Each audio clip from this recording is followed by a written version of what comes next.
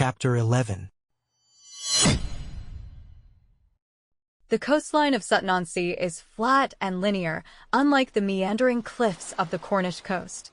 The yachts skim across the water like bright kites, their sails catching the ocean breeze. The beaches are wide plains, soft and deep close to the footpath, but then the sand firms up, like packed brown sugar, as it nears the shoreline. They sit on the sea defense wall and watch the yachts. There's a thin line of jagged wood, like teeth, farther along the beach, and Harry suggests it's a shipwreck. Draco, far less inclined to think so fancifully, says it's the remains of a pier. A light argument ensues, but soon dissolves when their attention is caught by two swimmers braving the sea and wading out past the breakers. They must be freezing, Harry observes.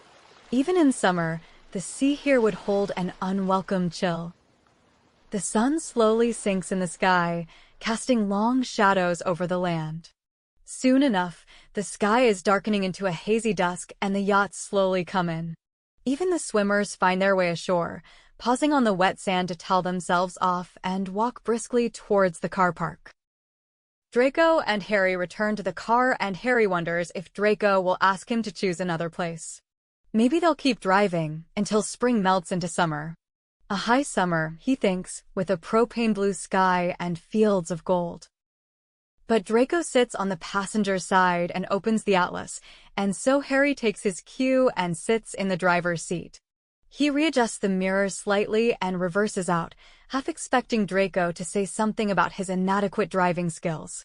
Harry's realized, over the course of their journey, that Draco is indeed a very skilled driver. But Draco doesn't say anything except turn onto Sutton Road, and it doesn't take Harry long to realize Draco's taking them home again. As the last of the sunlight dies across the land and night slowly settles in, Harry wonders if they'll travel beside a river. He wants to see those stars reflected, falling around him as he drives on into the darkness. Somewhere past Huntingdon, Draco falls asleep. *****. London appears as nothing more than a faint orange haze on the horizon, a blur of lights illuminating the smog hanging low over the city. The city creeps up slowly, like a tide slowly encompassing them. The rows of houses soon rise and fall, crescendoing into apartment blocks and office buildings, and soon, Harry realizes, he's nearly home. They arrive at the apartment at 9 o'clock. Harry realizes he hasn't eaten all day and neither has Draco. Harry's loath to pester Draco about his lack of appetite, but nevertheless sets about making a pot of tea and an enormous stack of toast, too tired to bother with a proper meal. Draco seems in agreement. He eats the toast without comment and disappears into the guest bedroom without another word. No doubt in need of a very long sleep, Harry thinks. Draco started the day easily enough, but it was obvious that he tired throughout the day and, by nightfall, he was clearly exhausted. Going away is easy. Coming home is hard. Hermione had warned him about this, he thinks. She'd specifically mentioned side effects, but she hadn't gone into any detail. Draco probably needs proper medical care, Harry thinks with worry. People who might actually know about causes and symptoms and that sort of thing. Places that could provide appropriate medication. Or even the manor, where Draco could be surrounded by familiar rooms, luxurious ones, not a tiny spare bedroom in Harry's apartment, and have the attention of his mother, who knows him far better than anyone else, and be doted on by the house elves. But Draco didn't go to any of those people or places. No, he came to Harry. And perhaps Harry's not doing anything right. He's not organizing things and owling people and telling them Draco's back. He's not doing any of the things he should be doing. He realizes Draco hasn't even got a change of clothes. Harry didn't even think about that, and he didn't even prepare a meal for Draco until tonight, if tea and toast could be called a meal. And he's not doing anything that people normally do to help. No. Instead, he hasn't said a single word about everything that happened. Just sat in silence with Draco, and gone with him on long car trips that are obviously very exhausting for Draco, and talked about stupid things, like Oliver Cromwell and shipwrecks. And maybe he realizes that's exactly why Draco chose to turn up at Harry's apartment rather than anywhere else. Asterisk, asterisk, asterisk. On Sunday morning, when Harry wakes, he reaches for his glasses and then his wand. His glasses are exactly where he left them, his wand isn't. He sits up, puts his glasses on, and carefully considers the situation. After a long moment, he checks the floor in case his wand rolled off the bedside table. When his wand still fails to appear, he opens up the drawer. Maybe he mistakenly left the wand somewhere else. But he knows he put it next to his glasses. He always does. It's been his routine for a long time. If Draco took Harry's wand, surely it was for a good reason. Draco hasn't got a wand, Harry remembers. He'd borrowed his mother's, Harry knows, but he left it behind when he vanished and Harry realizes he's been wandless since. Maybe he needed to perform a spell, for some reason, and he didn't want to wake Harry so. Or maybe he took the wand and left. Maybe Draco finally came to his senses, realized the complete madness of the entire situation, sleeping in Harry Potter's apartment, taking road trips together, and left. Perhaps Draco remembered their hateful school years and reminded himself of the hundreds of reasons they could never be friends, and stole Harry's wand in vengeance for Harry stealing his so many years ago. Harry stands up and slowly opens his door, stepping out into the hallway. Water is running somewhere, he realizes, and he glances at the end of the hallway. The bathroom door is open, and Draco is tapping Harry's wand against a paperclip, transfiguring it into a toothbrush. His hair is damp, Harry realizes. He must have had a shower, and Draco's clothes look freshly scourgified. Draco hasn't seemed to notice him yet. Harry stands and watches him brush his teeth, feeling terribly guilty about his earlier thoughts. He'd so easily assumed Draco had just stolen his wand and left. At any moment, he thinks, Draco will notice him. But Draco's attention seems elsewhere, and Harry stands in the hallway for a long moment, watching Draco hunt through the mirror cabinet for floss. It's strange to watch him so unguarded. Many people, Harry has learned, have little tells and habits that give away their emotions or thoughts. Ron's ears reddening, for example, or Hermione chewing her lip. Narcissa playing with her jewelry, or Astoria tucking her hair behind her ears. But Draco doesn't seem to have any nervous habits. He does everything precisely, efficiently, Harry thinks, and he remembers Draco's way of driving. Every movement a conscious decision. Going driving today? Harry asks, deciding to make his presence known. He half expects Draco to jump, but he just turns and glances at Harry as if he knew Harry was there all along. No, he takes a dreamless sleep potion from the cabinet and shuts it. Harry frowns slightly. Having problems sleeping? He takes a few steps closer and Draco stares at him for a moment. There's something distant in Draco's eyes, Harry thinks, and it worries him. Is everything all right? Fine. Harry says nothing.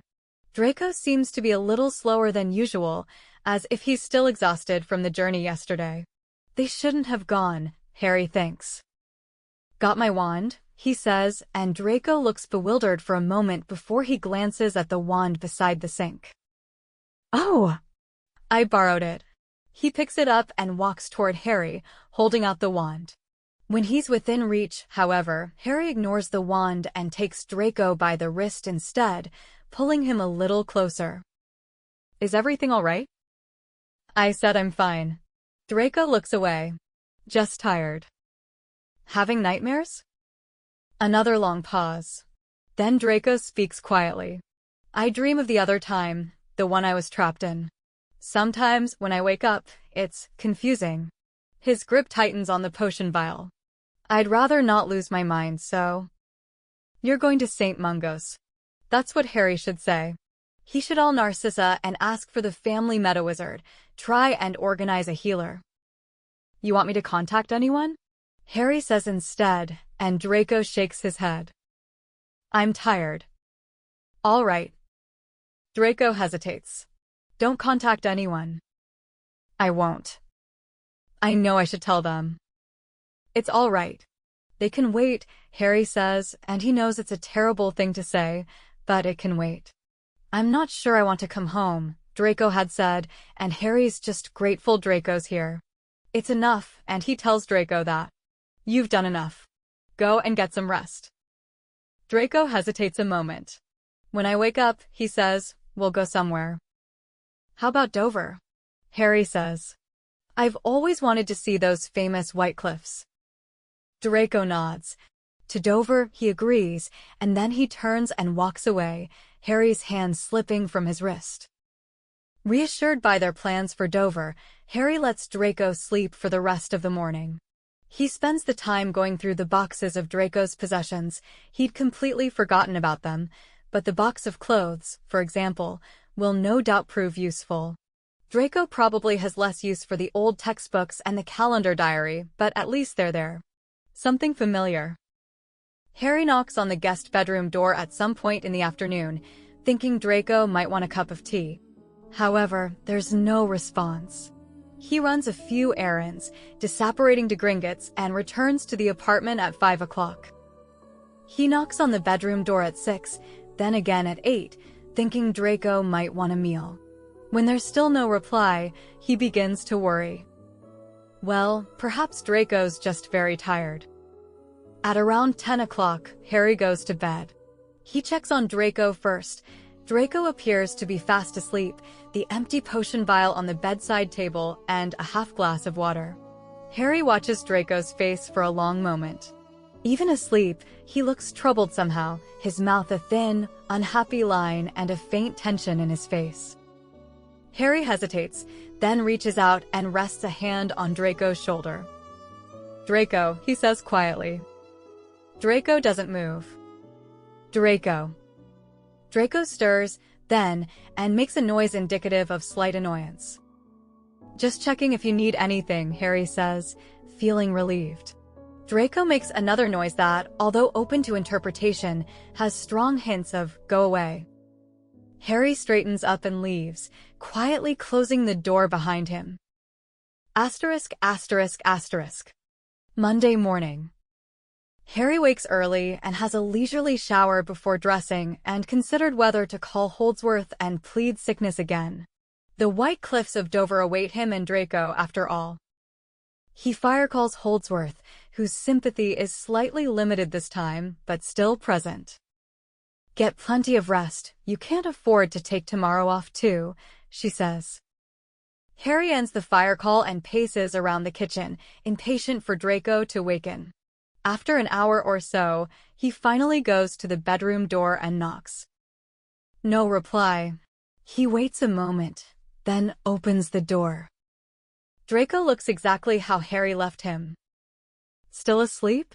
Harry thinks with exasperation, reaching for Draco's shoulder and shaking him gently. Draco, wake up. No reply.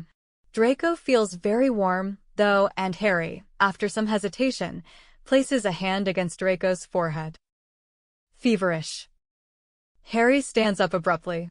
Is this another side effect? Or just a cold?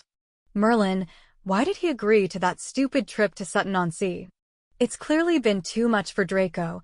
Why didn't Harry behave like a responsible adult for once and drag Draco to the healers as soon as he returned, like any normal person would do?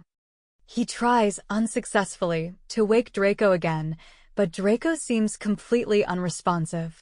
Almost comatose. Don't tell anyone. That's what Draco had said, and Harry had promised. Draco doesn't want anyone to know, so they won't. Harry realizes he's mindlessly pacing around the room. He stops and leans against the door, staring at Draco. Don't do this to me, Draco. Slowly, feeling as though his body is immensely heavy, he walks to the fireplace and fire-calls his two best friends. He wishes they were angry with him. It'd be easier if they were angry. They'd speak crossly with him, and Harry would nod and agree that yes, he's clearly had a lapse in judgment. But Ron and Hermione, both perched on the stools by the island counter, look at him with identical expressions of hurt and betrayal. It's about trust, Harry, Hermione says. Yeah, Did you really think we'd go running off to tell everyone? Ron adds. All you had to do was ask us not to. I know, but it's just, I don't know. Harry feels terrible. I don't know, he repeats. Anyone in their right mind would have told Narcissa and Astoria and taken Draco to St. Mungo's and… Well, it's no use blaming anyone, Hermione says suddenly. You said Malfoy was sick, didn't you? What happened? Harry looks away, embarrassed that he only involved his friends when it got to this point. He said he was tired. He's been tired a lot since he came back Friday night, but he slept for nearly 24 hours straight now. And he's got a fever. Hermione frowns and says nothing. What do you think? Harry prompts, worried, and Hermione looks at Ron, then back to Harry. I don't know. Well, we'll research it, right? You'll have a book or something. Harry trails off as Hermione shakes her head. There's only ever been 3 recorded cases. I know one of them mentioned fatigue, but I'm not a healer. I don't know. She exchanges another look with Ron, and Ron speaks quietly. Look, mate, he says to Harry, I know you said that Malfoy doesn't want anyone to know, but I reckon it's time to go to St. Mungo's. No, Harry says instantly. I promised him. Think Malfoy'd prefer to be alive than to keep a promise, Ron says, and Harry turns away, knowing Ron's right and hating the choice he must make. For a moment, silence eclipses them. Then Harry speaks, his voice laced with defeat. Call St. Mungo's, he says wearily. I'll Narcissa and Astoria. Hermione puts a reassuring hand on his arm. You're doing the right thing, Harry, she says. It doesn't feel like it, he thinks. Asterisk, asterisk, asterisk. Astoria is the first to receive her owl. She arrives at St. Mungo's at midday, Sophie clutching her hand, and when she sees Harry sitting in the waiting room, she turns a worryingly pale color. You said you found him, she says breathlessly. Harry nods. He'd been deliberately vague in the letter, saying Draco had been found but was seriously ill and currently at St. Mungo's. Oh, thank Merlin, Astoria says, sinking into the chair beside Harry. Oh, thank Merlin. All this time. She looks around the room, as if expecting to find Draco there, smiling at her. Where is he? 4th floor. They won't let anyone in, Harry says, and the anger he initially felt bubbles to the surface again. Those bloody healers, they're treating him like an experiment. Their eyes lit up like Christmas trees when they learned he'd been splinched in 2 chimeras. They're running every test under the sun, and they wanted to bring in a team of healers from the research division. So I can't even see him? Astoria looks like someone's hit her with a hex. What absolute rubbish. I'm practically family. If I want to see Draco, then they can't stop me. Good luck. I'm Harry Bloody Potter, and they still kicked me out. Astoria's worry is quickly turning to fury. Harry listens to her rant about the injustice of it all. He went through the exact same cycle of emotion, and so he simply nods along sympathetically until Astoria has stalked away to furiously accost healers. Harry also went through that particular phase. In 15 or 20 minutes, he thinks, she'll reappear and collapse, defeated, into the chair again.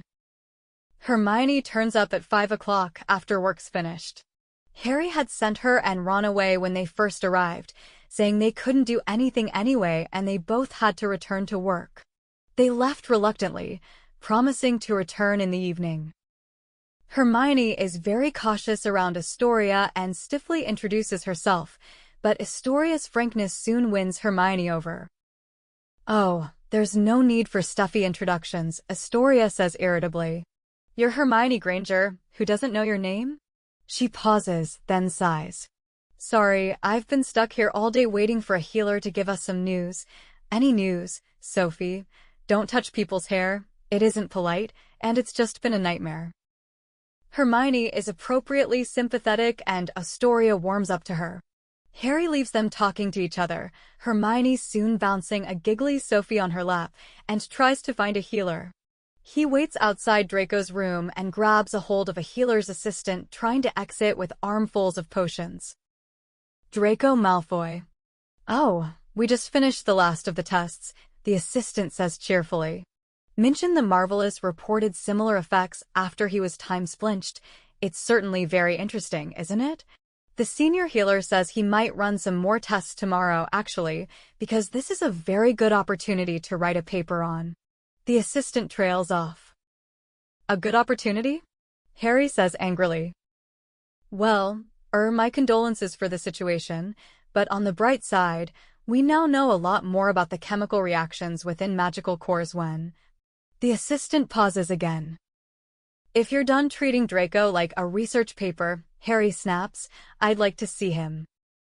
Well, of course, but you won't get much out of a visit. The healer assistant is right, as much as Harry hates to admit it. Draco is still asleep when he goes into the room, and the assistant returns to tell Harry that Draco will remain asleep for at least the next 12 hours. He's in a magically induced sleep, she says brightly. Just to make sure everything recovers completely. Minchin's nervous system was completely shot when he woke up, but... One of the other healer assistants, industriously writing on a chart, looks up and gives her a look. Never mind, the assistant says meekly and disappears to find Astoria. Harry thinks he should give Astoria a moment alone. Narcissa should be here soon. He'd expected her to rush into St. Mungo's very shortly after sending the owl, but it's possible she's been out all day and is yet to receive the message. He watches Draco a moment longer, then turns and leaves. Asterisk, asterisk, asterisk. Going back to the apartment feels strange. Draco was only there for 3 nights, but somehow the apartment feels despairingly empty. He should have taken Draco straight to St. Mungo's. When Astoria and Narcissa realize he kept Draco hidden for nearly 4 days, they'll be furious with him. And he'll deserve their wrath. Kept Draco hidden. Because sometimes that feels like his intentions. He wanted to hide Draco, just have a moment, maybe a bit longer. Just him and Draco. Driving and speaking about nothing important and falling asleep in the English Midlands. Stars and rivers and fields, and if he closes his eyes he can remember the sun-warmed stone of the sea defense wall, solid and real beneath his skin. The breakers rolling in, quiet and constant. The dunes of the beach subsiding into long, smooth plains. They never did find out whether the buried wood was a shipwreck or a pier. Harry spends most of the night staring at the ceiling. Asterisk, asterisk, asterisk. He goes to work the next morning. There's 4 owls waiting outside his office, and Harry's heart slowly sinks. That can't bode well. Scourgify, he mutters, getting rid of the owl droppings around his door, and steps over a sleepy pygmy owl. Ginny's. It's the first time he's stepped into his office since Draco came back. It's strange how everything's exactly how he left it 5 days ago, last Thursday. Draco's file is still in his drawer. The pensive, filled with memories, sits undisturbed in its cabinet. Harry takes off his cloak and hangs it on a peg before sitting behind his desk. The owls flutter around him, eventually settling into a neat line. One particular owl, a large hawk owl, pecks the other owls until they've shuffled aside. Oh, you're the most important, are you? Harry mutters at it, taking its letter and narrowly missing an angry peck. It's a rush letter from Narcissa. She had been visiting a friend's country estate in the Highlands and has only just returned. The letter is short and consists of little more than a brief reason for her absence and a sentence stating she will be along to St. Mungo's directly. The next letter is from Astoria and is uncomfortable to read. It's full of heartfelt gratitude for bringing Draco home and tells Harry that he's always welcome to visit her and Matthew, even though the case is closed. Would he still be welcome at her house if she knew Draco had actually returned 5 days ago and Harry had kept it secret? Guilt blossoms in his heart as he sets the letter aside. The third letter is from Hermione and consists of an envelope full of clippings and notes from books, detailing side effects of time-splinching. Not much research available, she's written, and I don't know if it'll be useful, but thought you might like to read through the notes, at least. The fourth letter is from Ginny. Hope everything's well, she's written. Ron told me you solved the Malfoy case. Congratulations. I know you've been working hard all year on it. Anyway, you wouldn't believe the formations the English national team is developing at the moment. Quite interesting, the way the chasers communicate. It's nice of Ginny to make the effort, Harry thinks. She's never been one for writing letters, but now they've broken up, she occasionally sends postcards or brief letters. Perhaps trying to reassure Harry they can still be friends, and Harry appreciates the gesture. The owls, their letters finally delivered, perch along the hat stand, all of them looking prepared to briefly nap. Harry looks down at his desk, then opens the drawer and slowly removes the latest case, a young Staffordshire witch, with known mental health issues, has gone missing after she was supposed to attend an appointment with a mind healer. Harry writes a note for the Muggle Liaisons team to check local hospitals and homeless shelters, but after that he has problems concentrating. He feels like he should do something, but what? Draco needs healers, not a friend. Friend. Not quite the right word. They were never friends. They went from strangers straight to enemies, and then nothing but an insignificant memory, a distant figure easily dismissed and forgotten. Then, this strange thing between them. Disconnected memories, thoughts racing through a Legilimens spell, driving lessons and a Renault Megane, a long-forgotten letter written in the back of a calendar diary, stars in a winter sky as the Celtic sea stormed Ophiolite cliffs. A knock on the door, although it's open. Harry glances up. Hey. Hey. Ron glances at the owls roosting on the hat stand. All right. Yeah. Ron takes a seat in one of the armchairs and helps himself to the bowl of toffees. Those are for interviewees, Harry says. It's an old joke between them. Ron grins and unwraps the toffee. Ask me a question, then. Ron pauses. Or maybe I should be asking you a question. He points the toffee wrapper at Harry. You and Malfoy. You've got this weird thing going on. Harry's mouth drops open. Did you just practice legilimency on me? Ron laughs so hard he nearly chokes on his toffee. Course not. But I suppose that tells me everything I need to know. Bloody obvious, really. Malfoy turns up at your place, you decide to go on road trips together. I know, it's stupid, I should have notified Narcissa and... Ron waves a hand dismissively. If you're looking for a lecture about responsibility, go find Holdsworth. I, on the other hand, just think it's weird. Are you friends with Malfoy now? Harry hesitates. No, he says at last. Ron gives him a long, shrewd look. Right.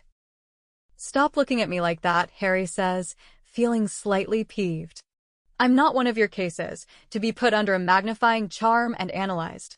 Ron's gotten rather cunning during his Auror training, surprisingly good at picking up details that may have escaped him in his younger years, but Harry just wishes Ron didn't apply his newfound skills to friends and family as well. You're getting rather defensive, Ron says, and Harry narrows his eyes. Ron grins. All right, he says, I'll stop winding you up. Got to go. See you at the Mad Alchemist later. Maybe, Harry says evasively, but Ron doesn't look bothered by the lukewarm response.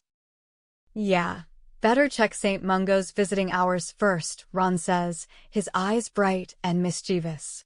Times like this, he reminds Harry strongly of Ginny or George. I will. Good. Still looking far too amused about something, Ron leaves, narrowly missing a dropping from one of the owls. Scourgify, Harry mutters. It's going to be a long day. Asterisk, asterisk, asterisk. 5 o'clock. Harry can hardly wait to leave, rushing to the atrium so he can disapparate directly to St. Mungo's. Visiting hours finish at 5:30. Draco still hasn't woken, a healer's assistant tells Harry as she fusses about the charts at the end of Draco's bed. There's not much he can do. He sits beside Draco, anyway, and wonders if Astoria and Narcissa have been and gone. Narcissa may still be in the hospital, perhaps she's left to find a healer for more information, or perhaps she's left to have a meal. So he sits and waits until the healer leaves. Silence. That's fine. Draco always liked silence. Space to think, space to breathe. He studies Draco's face. Whatever potions they've given him have transformed him into a blank canvas.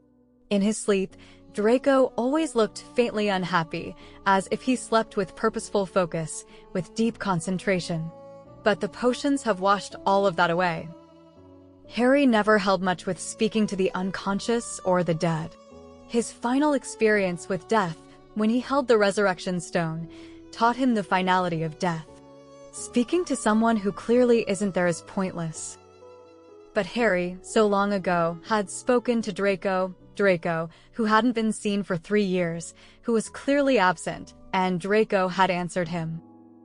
Harry sits silently in the room for a long time, watching the sun slowly diminish in the sky. The sun won't set for another hour or so. Summer is slowly unfurling across the country. Distantly, he can hear the faint chimes of Big Ben, marking 5:30. Someone will no doubt be along shortly to usher Harry out. Footsteps echo along the corridor and Harry exhales slowly, then looks at Draco. "You promised we'd go to Dover," he says quietly. A healer steps into the room and clears their throat. "Apologies, but visiting hours are over." "Right." He stands up and leaves. Thanks for listening. If you enjoyed this chapter, please hit the subscribe button and ring the bell to stay updated with more audiobooks. Happy listening!